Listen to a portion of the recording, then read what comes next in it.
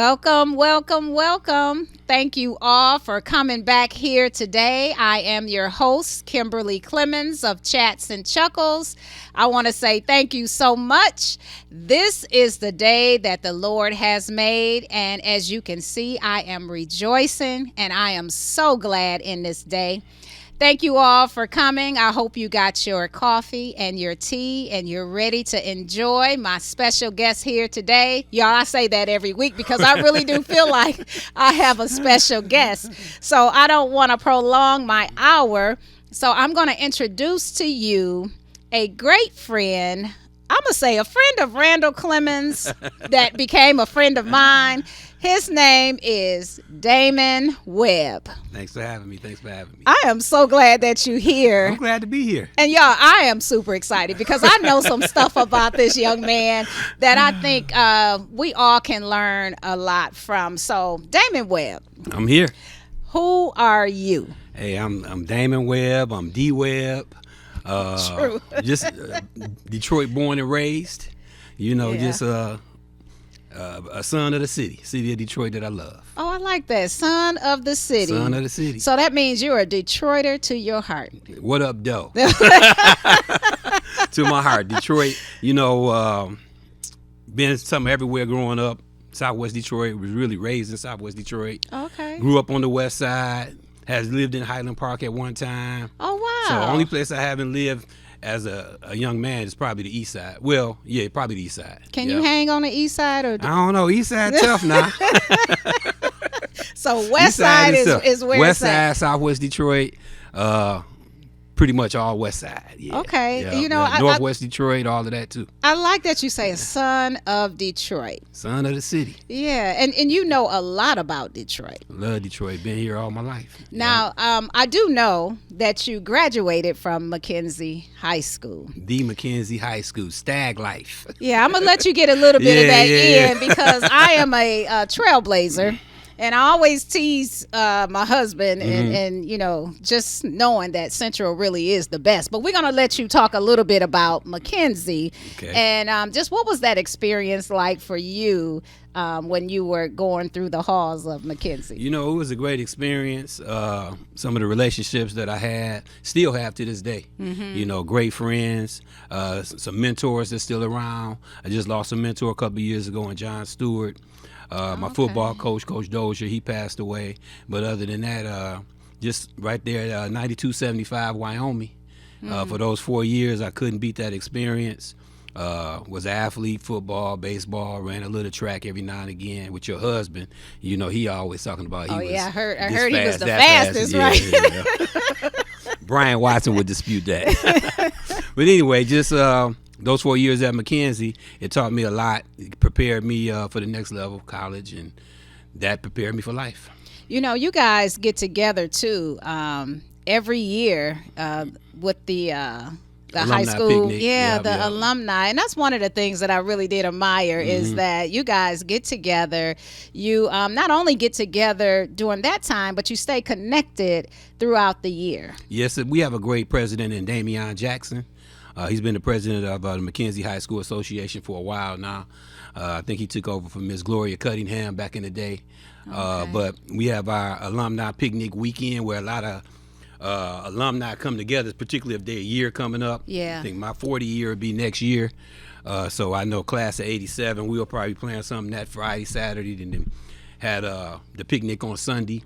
So we kind of jump-started that alumni picnic a long time ago. Oh, okay. And so Mackenzie, let that be known. Mackenzie was the first high school to really start that alumni picnic association. So now you have a lot of Now wait a schools. minute, Damon. Don't start no stuff now. No, I'm for real. So Mackenzie alumni was the first or one of the first? No, the first under The Gloria, first. Miss Gloria Cunningham and Bob Dozier, my high school that's football good. coach. That's good. And they started it. I want to say maybe late 80s, early 90s. And it's been growing ever since. You know, we right there. The school is no longer there, the high school, but the middle school is on the corner.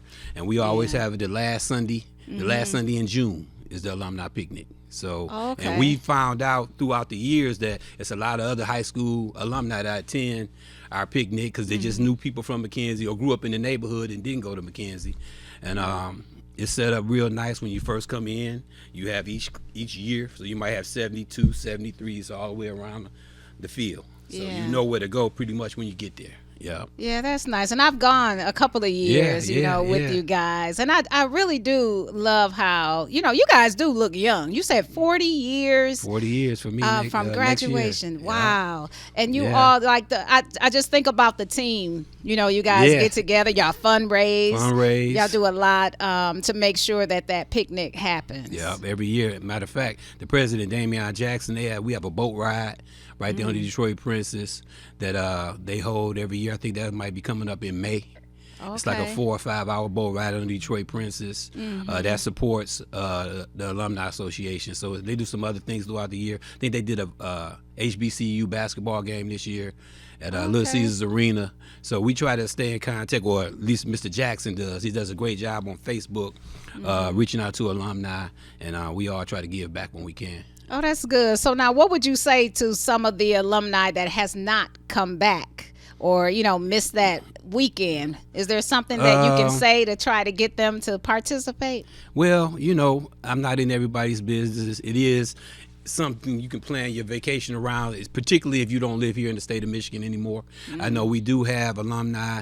A good friend of mine, former pro basketball player Doug Smith, he comes back from Arizona. Ted McCree, some other guys that I went to high school with. So for the most part, they already know the date. It's always the last Sunday in June. That's never changed. So they just got to get here. They just got to get here. I know everybody got a busy schedule and stuff like that, but true McKenzie Stags, they know where to find us at that last Sunday in June. That's good. That's good to know. Good to know. So high school top athlete? One of the top athletes. I was a football player, baseball player.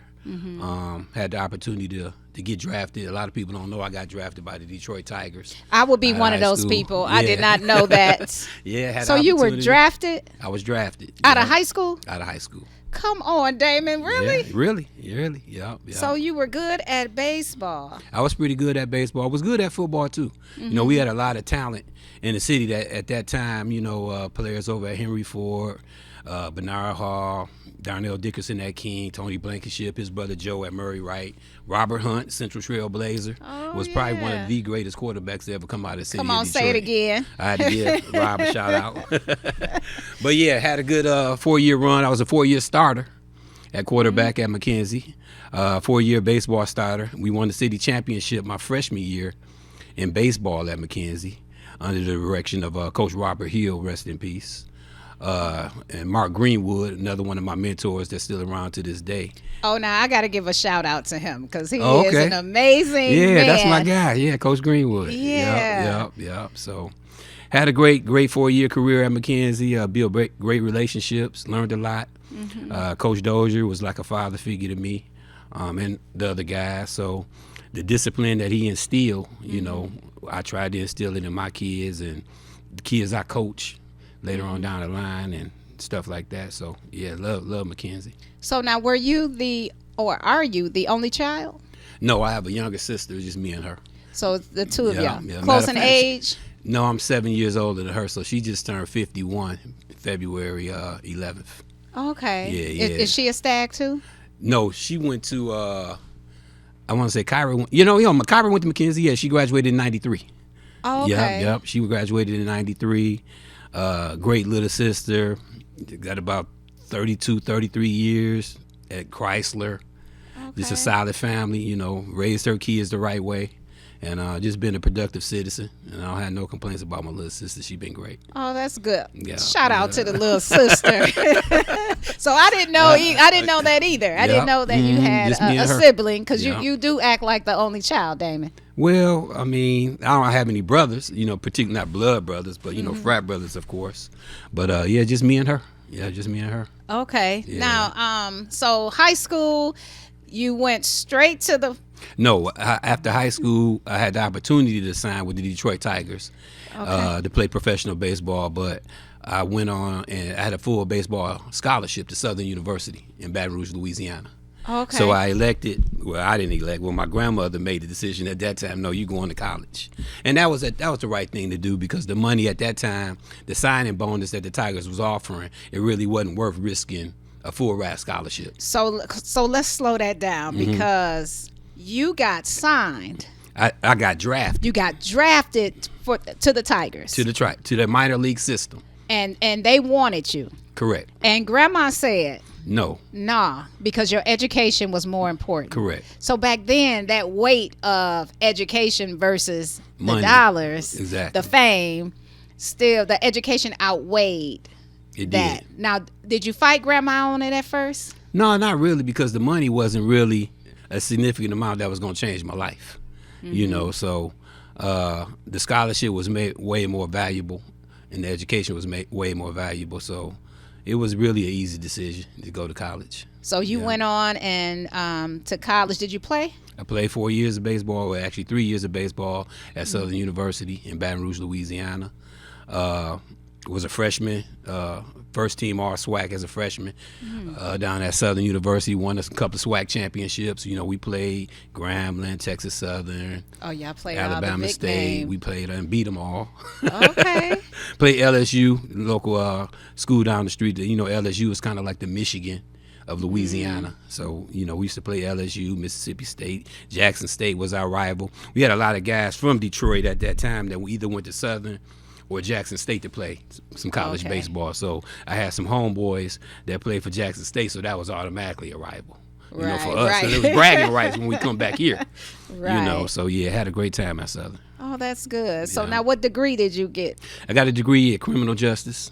Okay. You know, I finished up my education at University of Detroit Mercy, right there on 6 Mile in Livernois. As I was looking at your show, and you had a guest on here that said she was she taught. I know exactly who you're talking Okay, about. yeah. She teaches that. I've seen her before. Yeah, Okay. yeah. I've been employed at UAD now, it'll be 25 years in May, in public safety. So yeah. Okay, so you're yeah. using that degree. Oh yeah, you know, using the degree, working on my master's degree in criminal justice, and just keeping it, moving it forward. You know.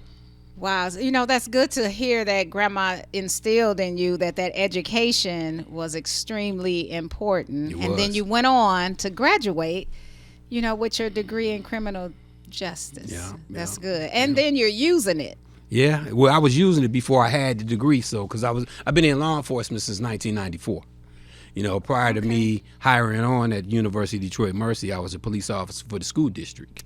You know what? You learn something new every day. I was a police officer for the school district from 94 to 2001. Okay, Went so through the you whole built some Detroit good. Police Academy, all of that, and Wow, you built good relationships. great too. relationships. Like the assistant chief of Detroit right now, Chuck Fitzgerald, he was in my academy class. It's a lot of guys that have retired since, but had a great class in 94. And I did my time at Board of Ed. Dr. Sneed at that time was the I superintendent. remember. Yeah, Dr. so learned a lot in that process as far as being a police officer. And then I left there and then came over to UAD and been there ever since. Wow. Yeah. Wow, that's good. Yeah, man. Good history. good history with you. So Yeah. I think about just how your life has been since, you know, Mackenzie, going to college. You experienced, you know, going out of state, you know, being away from your family and all, then graduating, you know, going into law enforcement, all that good stuff. Family. Family man. Family man, you know, been married for over 30 years, 3 kids.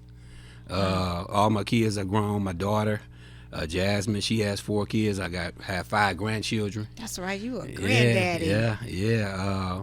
What they call you? Papa. Papa. Yeah. My daughter has 4. She has a set of twins. A daughter, Ava, I want to say Ava's 10. EJ, her son is 6, and the twins, Chloe and Zozo, they're 5. Now the strange thing about that situation is EJ, Eric Jr., he was born, I want to say September 25th, 2019, and the twins were born September 25th, 2020. Wow. Yeah.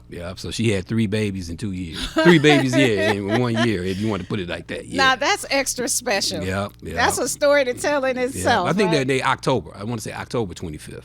Yeah. So, and then my son Damon, my middle kid, he's a professional athlete. Played in the NFL, plays in the CFL right now over in Canada. Been over there about 6 years. He has a son, Damon III, in Akron, Ohio.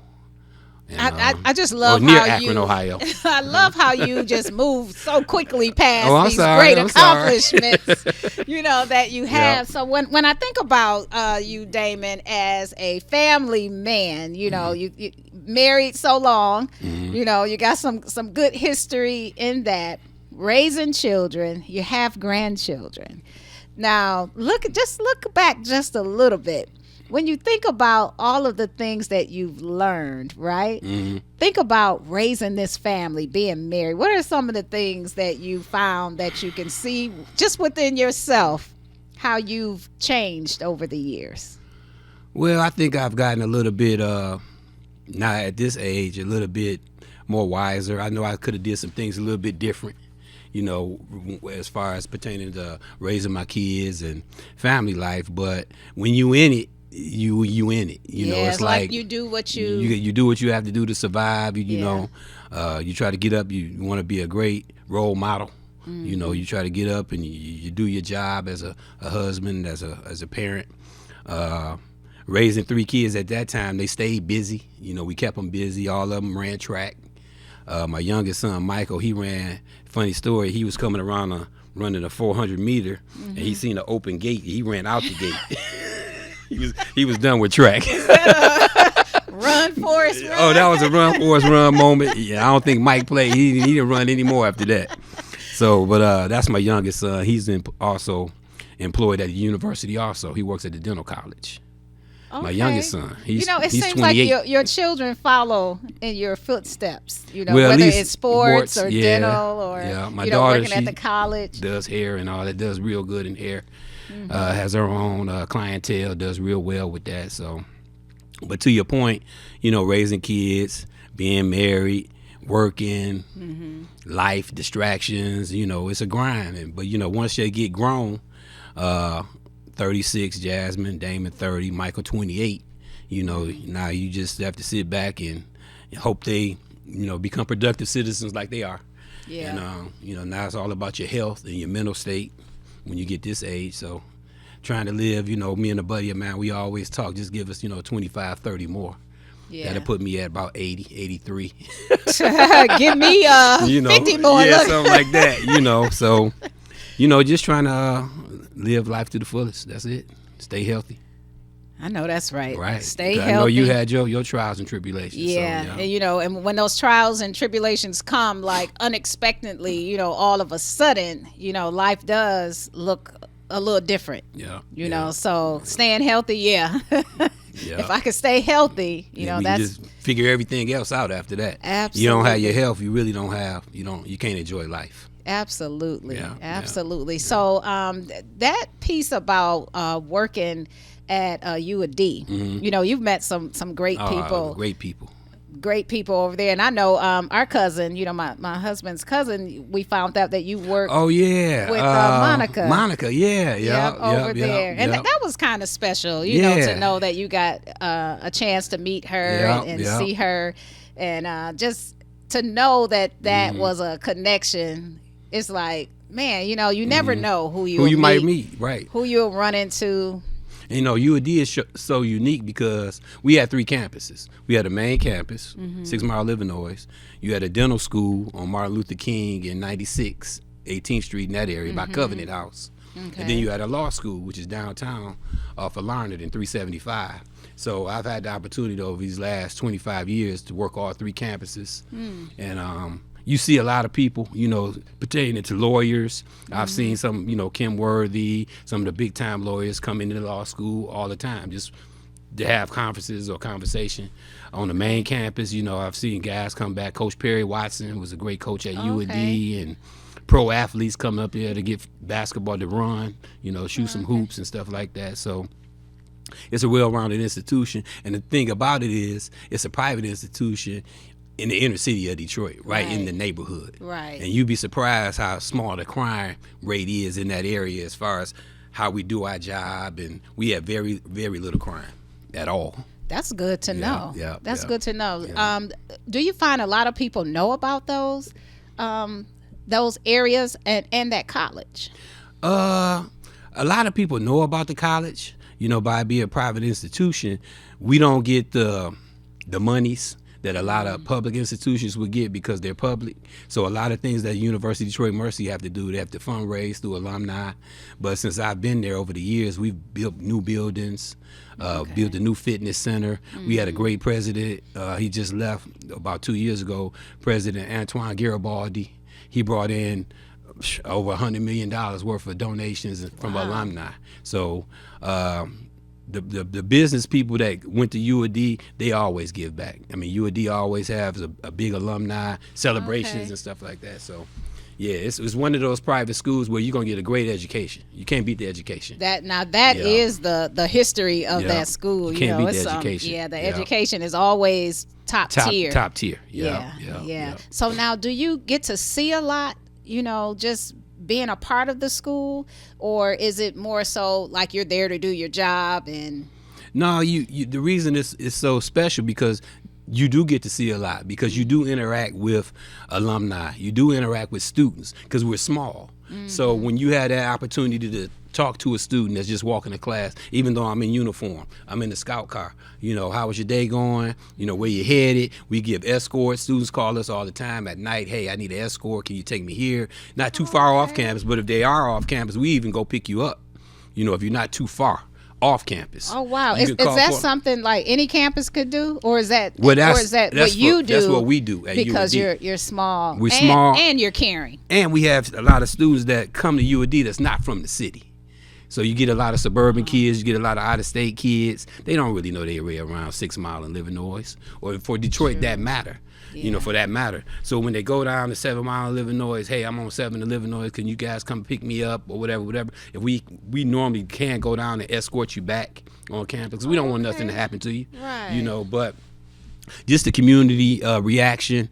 We go out into the community in the local area, surrounding blocks. We have property in that area that we police, but we also stay in contact with the neighbors, because we want to know, are our students in the way? Are they a distraction? We have frat houses in the area, and we want to make sure that the noise levels are low, because you got neighbors and stuff like that. So we're a family-orientated community and university. That's good. So it's more like you're hands-on, with the students, the community, faculty, staff, all of that. That's really good. I bet that makes parents, make the parent feel a little more secure about their kids being away, at a school that is that much hands-on. And that's the main thing when people come on campus, particularly people that's not here from the city. They want to know, how is it safe? That's the one thing most college campuses want to stress, the safety, because you don't want your kid in an environment that's not safe. So us at UAD, or we at UAD, we like to make sure that they have a good time when they're on campus, and they also have a safe time when they're off campus. So we try to hit all the buttons as far as safety. And we have seminars, we have conferences. If you have any questions, you can call public safety. We answer your questions and stuff like that. So it's relatively safe. Our crime numbers are real low.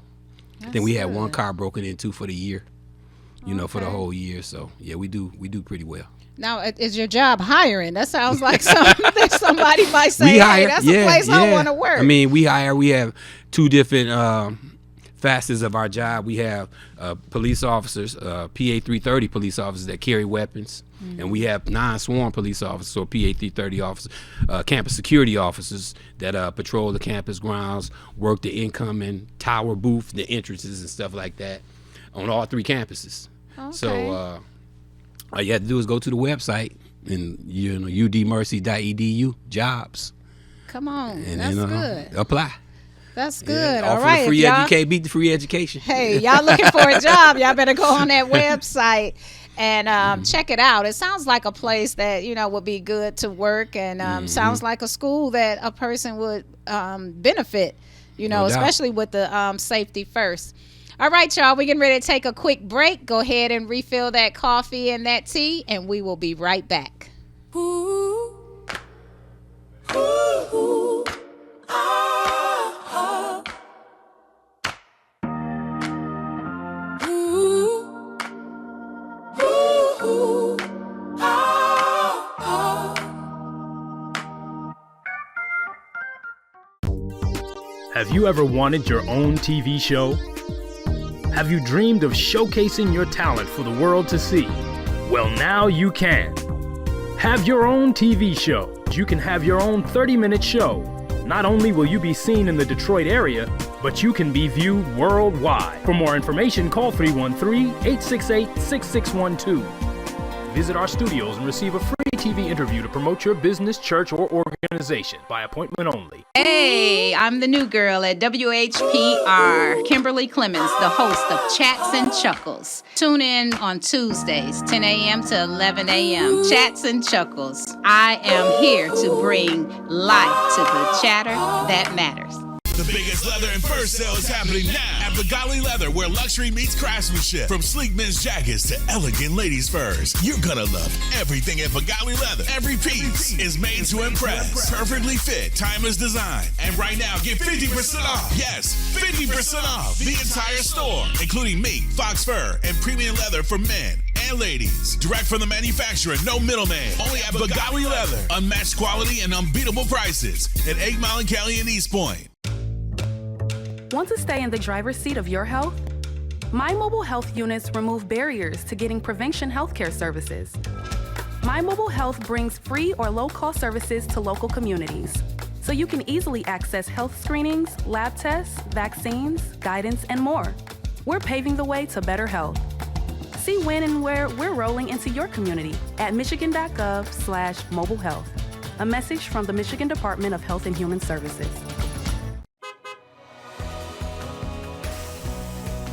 I'm Wayne County Treasurer Eric Sabri.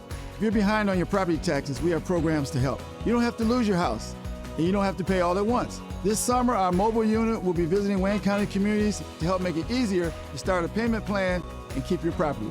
Go online or call to find the plan that's right for you and where you can get help from our mobile unit. The last thing I want is for anyone to lose their property to foreclosure. Make your payments every month and keep your property. Justice for Mario Willis.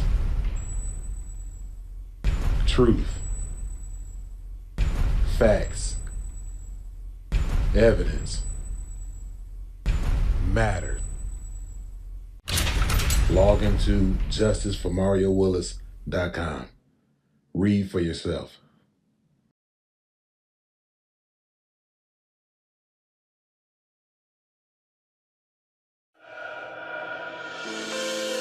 Watkins Broadcasting is going worldwide. Now you can watch Detroit's own WHPR on your TV from anywhere in the world. No matter where you are, you can stay in the know with WHPR TV and Roku. You can get your easy-to-install Roku box from wherever you shop for your entertainment gear. Once your Roku box is connected to your TV and internet, go to the channel store on the home menu of the Roku box. Enter WHPR TV in the search engine and add it to your channels. That's it. That's all you need to get the best in entertainment, news, and talk, no matter where you are. Roku brings all of your favorites to your TV. Netflix, Hulu Plus, Crackle, HBO Go, and now WHPR TV, Detroit Live. Claudine Jackson thought she had it all until she was faced with the challenges of raising an autistic child. Inspired by autism is her brutally honest journey filled with heartbreak and triumph. Get your copy and find the support you deserve today by visiting www.claudinejackson.tv. 313watkins.com. Streaming on Roku. Ooh, ooh, ooh,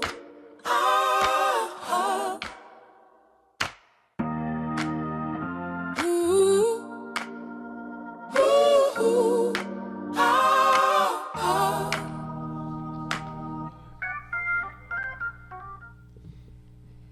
Welcome, welcome, welcome. Thank you all for coming back. I am literally sitting on the edge of my seat. So I hope you are enjoying my special guest today, Damon Webb. Glad to be here. And I'm so intrigued by you that there is a lot of things that I learned about you today.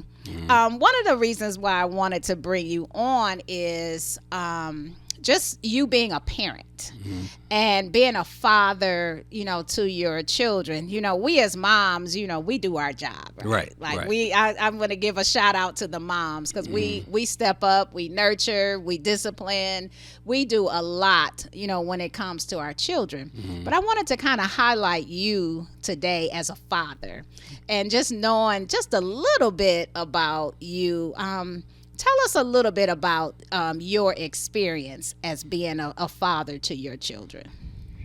I got in the father game early. Okay, so you became a dad early. I was 20 years old. Okay, that's early. Yeah, I was That's 20 early. years old. And my daughter was born in June of '89 in Baton Rouge, Louisiana. Okay, so school. you was right. You was in college. I was in college. Okay. Yeah. Wow, in college. Skip the signing bonus, All of skip that. that. Yeah. You were in college, getting that education like grandma said, Yeah, but had a child. I had a child. Okay. Exactly, and didn't really know how to be a parent at that time. I was only 20 years old. The young lady I married, and we got married when our daughter was 5 years old. Okay. Once we got married, soon after, in '95, I got married in '94. Damon was born in '95, and then Mike was born in '97. Oh, come on. So I had 3 kids before I was like 27, 28 years old.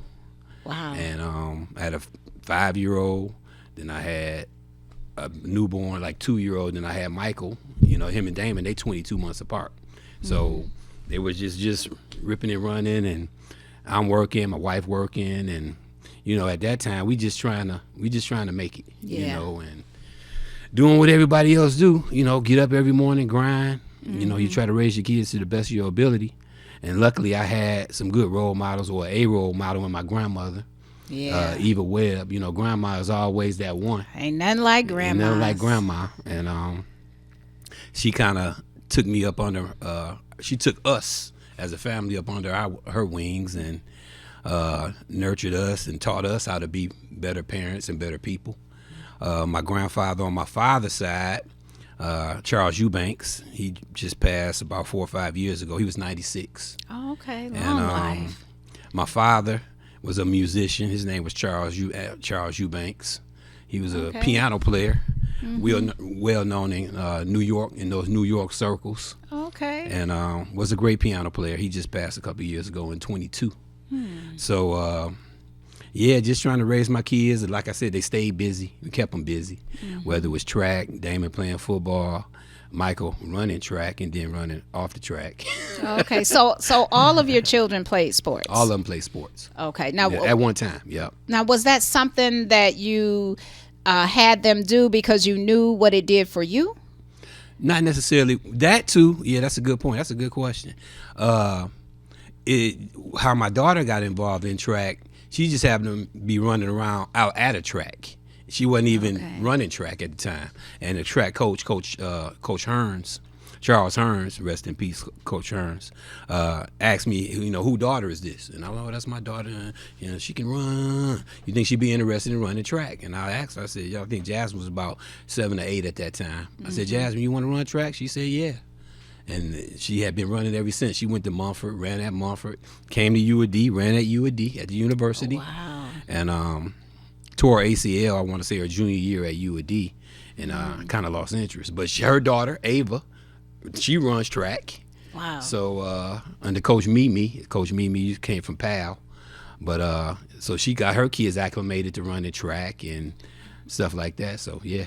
Wow. So it's in the blood. At least, yeah, track was for a minute. I think Ava, her oldest, is still running indoor because they practice at UAD sometimes. Okay. On the indoor track at UAD. My middle son, Damon Webb II, he was a high school All-American in football. And he played at Cass and went on to get go to Ohio State University. So let's talk about him for a moment. Now he played as a young boy. He played for the West Side Steelers, right there, up right behind McKenzie. And you was I coached him. I coached him, and that's one thing I want to tell parents who coach their kids. Sometimes you can't coach your kids. Let me tell you, put too much pressure on them. So Damon, as a father raising the 3 kids, and you got them active in sports, and you even asked your children, do you want to play, right? But when you find a child that you see have a gift, you saw the talent, and you pushed. Yep. You pushed, Yep, and I you did. pushed, right? Yeah. Now, when you say sometimes you can't coach, what are some of the challenges as a parent/coach? Well, I learned after a while, it was a couple of instances where as a parent, you take the parent with you on the field when you really shouldn't, And I remember one instance when I got on Damon at practice, and the head coach pulled me to the side. He was like, "Coach, I got Damon now. Let me get Damon. I got him." And that was probably the best thing he ever told, best advice he ever gave me. Yeah. And I learned from there. I coached my kid to practice and home from practice. That's it. Not on the field. Not on the field. Now is that something every parent should at least hear the heart of that? I think you should, because you as a parent want to see your kid do well. Yeah. And you put a little added pressure on him because some of the things that you've talked about with him or with her in private situations or at home, you expect that to happen out on the field, and it just won't materialize sometime. And the parent gets frustrated. Yeah. So I coached my son to practice, which was a 10-minute ride, and we coach after for 10 minutes. Once we got home, I left it alone. After practice, this is what you should have did better. You wasn't hustling. You should have caught that ball. We got to work on some things. And when we got home, it was over with. Man, you just made me think about just how we as parents, when we see a kid that has talent, right? You push, and you may be a little firm, a little harsh, sometimes. But there is a point where you have to take your hands off. You got to take your hands off. You got to let people that's in the same role coach your son up. That's the best advice I can give. If you got a coach out there that knows what he's talking about, let him coach your son.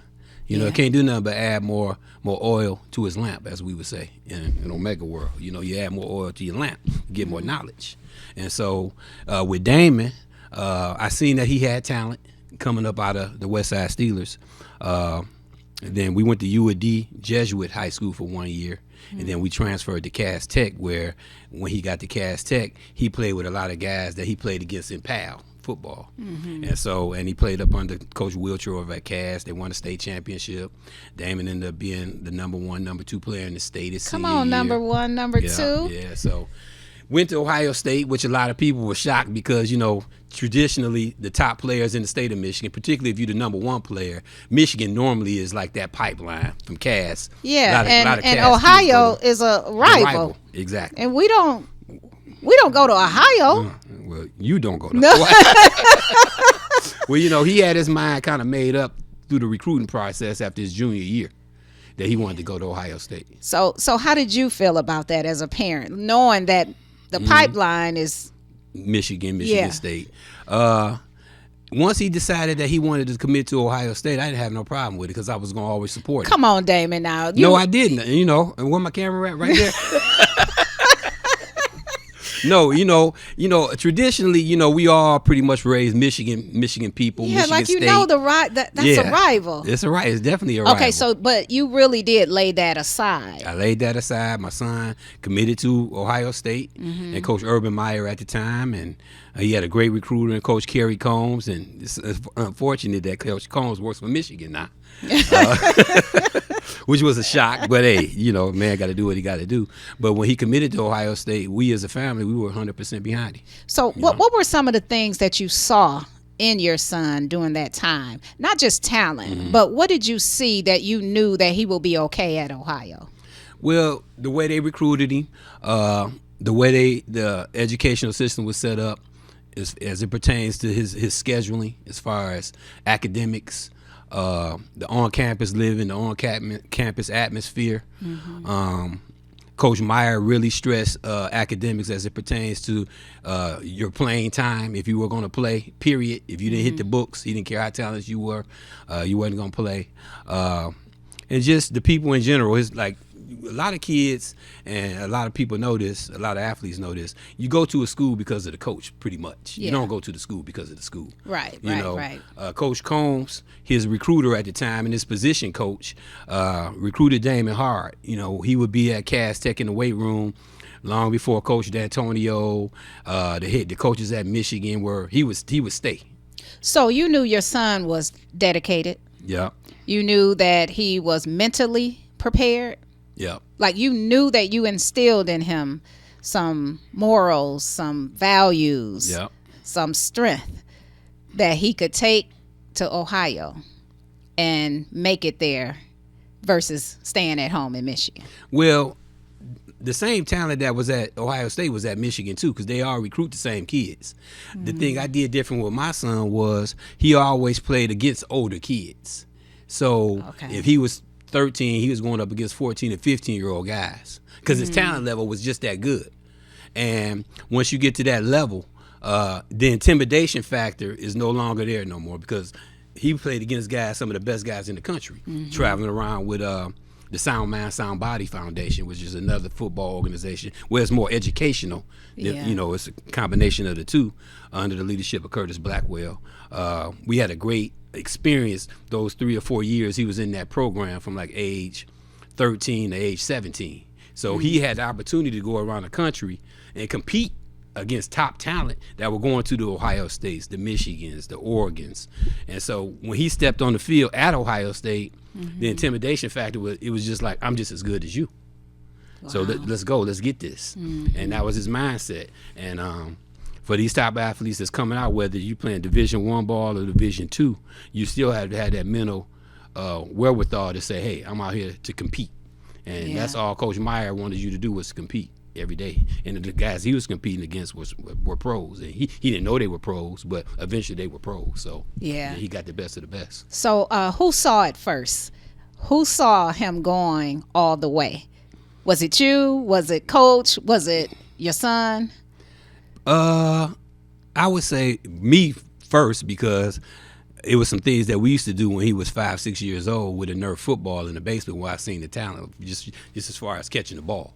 And I'm talking about 10 feet in front of me, I'm throwing the ball with some nice velocity on it. He grabbed it and he catching it. So I kind of see it right there. He had the talent. It was just about putting him in the right situation and getting coached up right. And him wanting to do it. If a kid don't want to do it, then you don't have a chance. But he was humble enough. He was, he worked hard at his trade and at his craft, and that's got him to where he at today. He played professional football. Wow. So who rejoiced first when he got the call? Was it mom? Well, to be honest, he didn't get drafted, so he signed as an undrafted free agent. So we didn't get the call on draft day, but he did have an opportunity to play a year and a half with the Tennessee Titans. I think the call is a call. Yeah, I guess you're right. We got that call. Yeah, because if you don't about, get drafted, go ahead. I mean, just think about how he started catching the ball in the basement, right? To getting an opportunity that so many children. They want it so bad, right? Yeah. But he gets the call. Yeah, he worked hard enough, and everything paid off for him. And it was fortunate because his position coach that recruited him, Coach Kerry Combs, had just got hired by the Tennessee Titans as their defensive back coach. And that was the first call that that came through was Coach Combs. He was like, "Hey, we want you to be a Tennessee Titan." And Coach Vrabel, who coaches the New England Patriots now, was the head coach of the Titans, who's a former alumni at Ohio State. And Coach Combs was his former coach at Ohio State. So you had some relationships in there. And you had a kid that was humble and ready to go in and work hard. And he had the opportunity for about a year and a half to play with the Tennessee Titans. And COVID hit. He was out of football for a minute. Then he ended up going over to Canada, and he's been over there ever since. So he loves it over there. Still doing what he loves to do. Still doing what he loved to do at 30. There's not a lot of kids that he played with from little league on through high school through college that's still playing pro football. And he's had the opportunity to do that on a high level over in the Canadian Football League. He plays for the Calgary Stampeders, and he loves it over there. He loves the people, loves the country. So, matter of fact, their season started in May, and we'll be going to check him out. That's good. So, I think about how you had to forego your signing, but then your son gets signed. So that's like a God moment. Like, you still get to rejoice. You still get to experience, that professional life through your children. Yeah. And educational wise, he did well at Ohio State. He got his degree in education.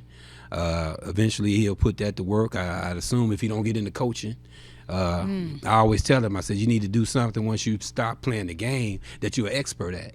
And he's an expert at football and being a defensive guy. So he can probably take that skill set if he gets the opportunity to start coaching younger guys, college guys.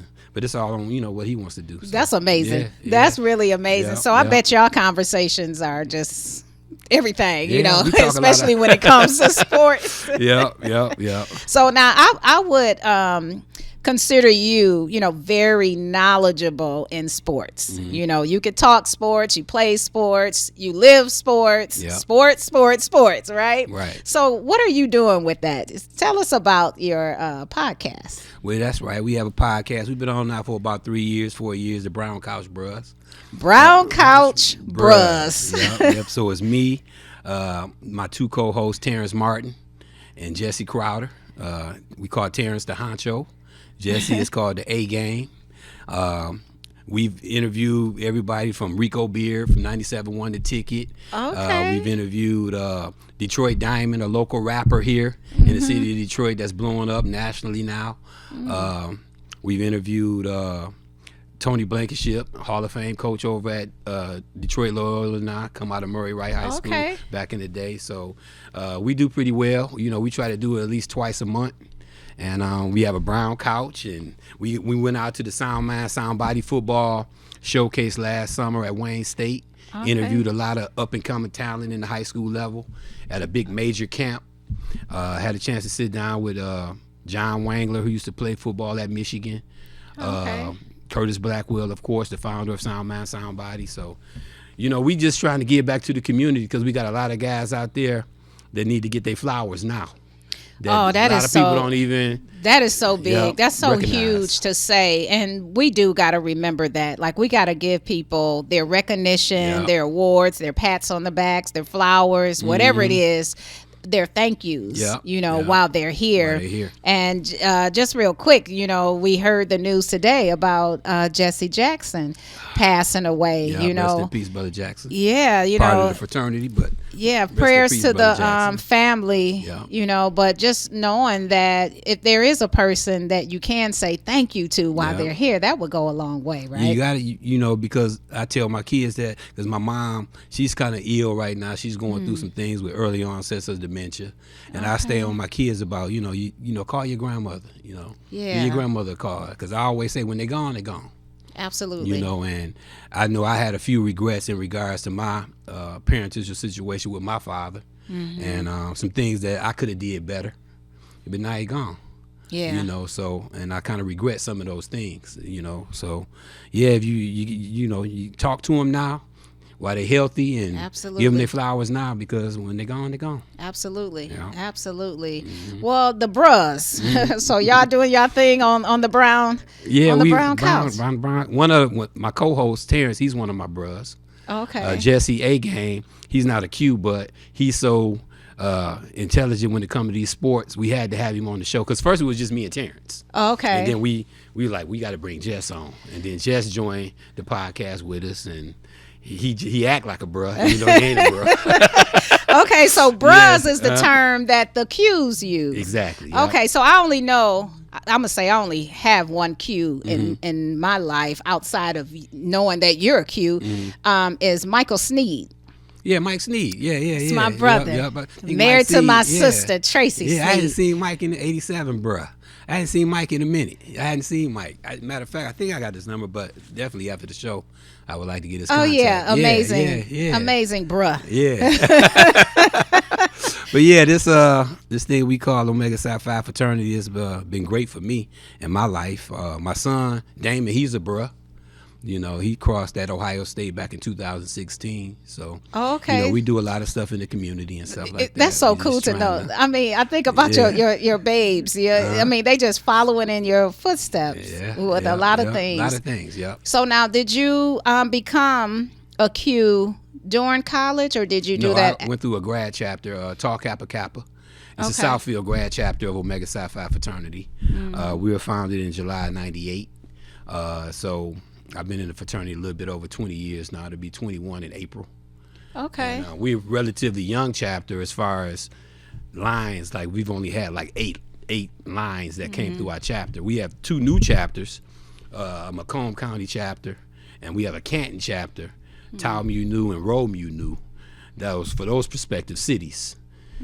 So, you know, we growing as a chapter. I think we have over 100 members, financial members here in Southfield. We come back into the city. We do things in the city. We have a annual boat ride, cruise with the Qs. That's normally the last weekend in June, same as the picnic. So a lot of people attend the picnic, or that whole weekend. They might do both. Mackenzie picnic, then they hop on the boat, come cruise with the Qs, and it's a whole weekend full of picnics, funds, and that's fundraisers and community service. Okay, you know, there's a lot of talk now, especially on social media, about, you know, people denouncing their chapters and, you know, doing all that stuff, right? But say something positive that you know that social media or the audience listening, say something that you would kind of let people know about the things that you're doing in the community and how it really does affect your life. Well, you know, you do have people that denounce. They denounce for their personal reasons. My fraternity has been nothing. We're a Christian-based fraternity. We do a lot of community service in Southfield. We do a lot of assistant community service here with the chapter, New Omega, the Detroit chapter, here in the city of Detroit. We have brothers that's affiliated with prominent churches, small churches. We do food drives. We do a lot of stuff here in the city that goes unannounced or you don't hear about, but it's people out there that know that when the Qs show up, we come to give uplift. You know, we come to help you, and we do a coat drive every Christmas, coats for kids.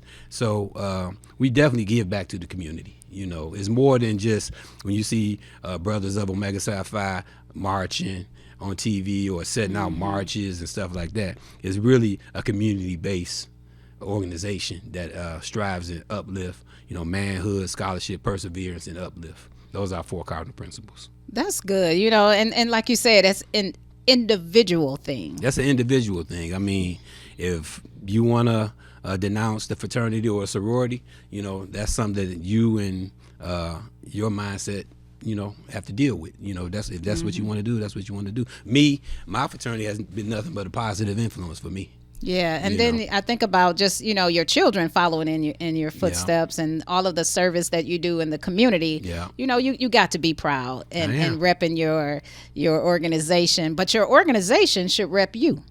That's right? true. Right. So Yep. so both of that should go hand in It hand. does. Right. Yep. Yep. Well, I'm so excited about just all of the things that I learned about you today. So now what's coming up for you? This coming up this spring, I'm starting a shuttling service. I just want to let people know I bought me a golf cart. So what I realized last year when I was walking to a football game to watch the Lions play, that they had these couple of guys in golf carts shuttling people to Ford Field or Little Caesars Arena. So I was like, you know, I rode in one. I asked the guy, I said, how long you been doing this? He said, I've been doing it, you know, all football season. I said, so you charge? He's like, yeah, no. He said, I don't charge because it's not ride share. So I will be. You ask for donations, and so I gave the guy $10. You know, he drove me down to Ford Field. I was about a half a mile away. And who don't need that when you're walking down? Yeah, that's what. Yeah, yep. So I did my homework on it, and I purchased me a golf cart. You know, I looked up the legal aspects as it pertains to driving on the streets of Detroit, particularly downtown area. You know, if you can drive on a roadway long as it's 30 miles or less, a golf cart can drive on the street, but it has to be up to inspection. You have to have turn signals, horns, brake lights, windshield. everything. Wow. Yep. So when you see me downtown, I'm gonna start opening day when the Tigers open up on Good Friday, April 3rd.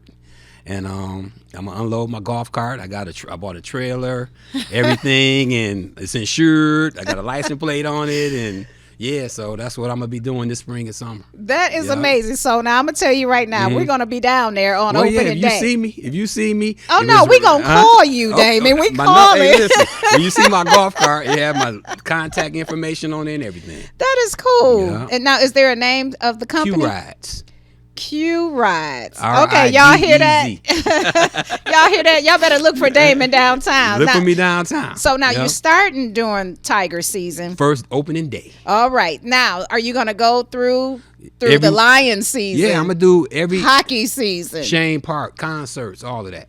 Oh, come on. You're going to make the money, Damon, because people really do need the rides down there. Yep. So if you see me down there, hey, you need a ride? Where you going? I'm going down there. Okay. How much you charge? I don't charge nothing. You just give me a donation. All right. Now, Damon, you're going to be right, driving them. You ain't going to be no, I'm gonna be right. wheeling it up for. No, it's a golf cart. It only go 20 miles per hour. And you don't drink while you're driving.